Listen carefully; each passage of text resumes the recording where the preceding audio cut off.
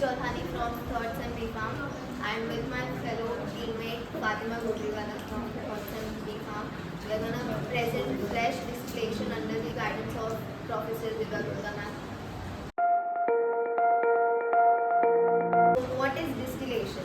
Distillation वो होता है जब हम लिक्विड में से लिक्विड के ही कंपोनेंट्स को फिल्टर आउट करते हैं, डिस्टिल आउट करते हैं बाय पहले तो उस लिक्विड को वेपर में कन्वर्ट करके और उस वेपर को फिर कंडेंस करा, ठीक है, उसे डिस्टिलेशन सिंपली कहते हैं।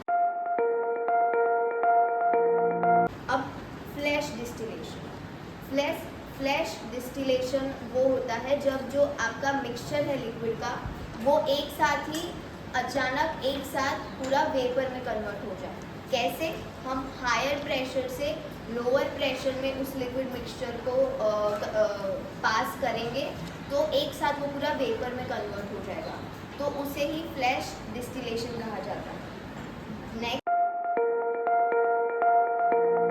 इज फ्लैश डिस्टिलेशन को हम इक्विलिब्रियम डिस्टिलेशन भी कहते हैं, क्योंकि अब जैसे कि यहाँ पे वेपर अलग हो जाता है और लिक्विड कंपोनेंट अलग हो जाता है मिक्सचर का, लाइक जो जिसका बॉइलिंग पॉइंट हायर होता है मिक्सचर में, लिक्विड के मिक्सचर में जिस लिक्विड का बॉइलिंग पॉइंट हायर होता है that is converted into liquid, and जिस लिक्विड का उस लिक्विड मिक्सचर में बॉइलिंग पॉइंट लोअर होता है, लिक्विड मिक्सचर में जिसका बॉइलिंग पॉइंट लो है वो वेपर ही रहेगा, और जैसे ही इन दोनों में इक्विलिब्रियम एस्टैब्लिश हो जाएगा तब इसको सेपरेट आउट किया जाएगा, वेपर को अलग निकाला जाएगा through the outlet from the top, and liquid को अलग निकाला जाएगा by the outlet present at the bottom of the cylinder.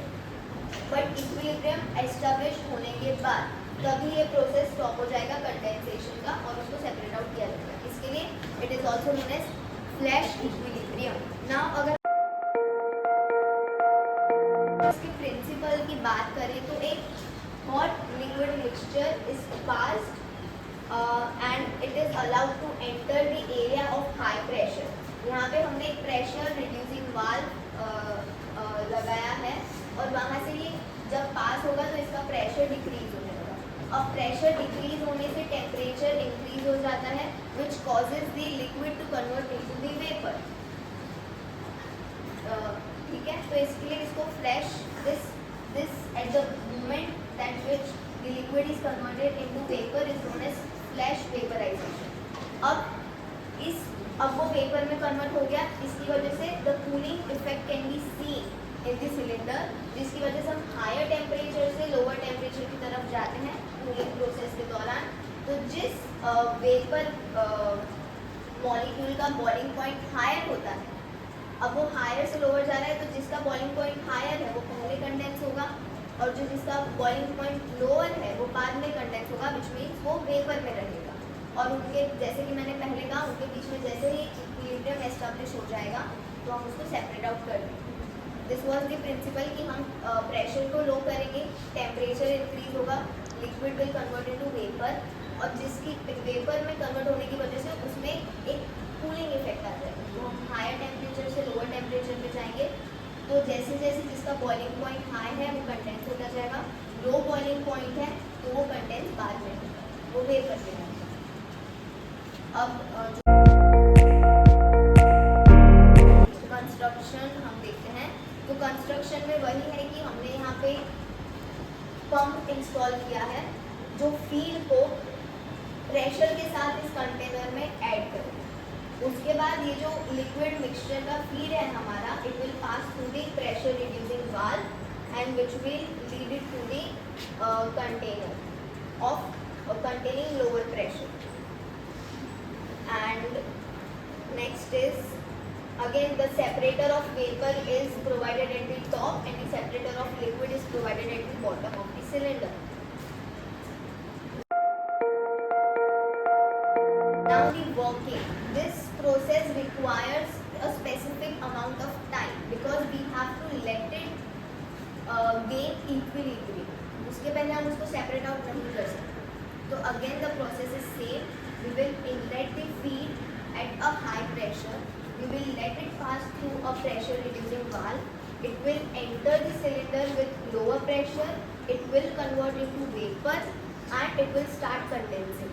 Again, the higher boiling point vapors will condense first and lower boiling point vapor will condense afterwards, which means it will remain in vapor. Now, as the equilibrium is established, after letting this process continue for a while, it can be separated out.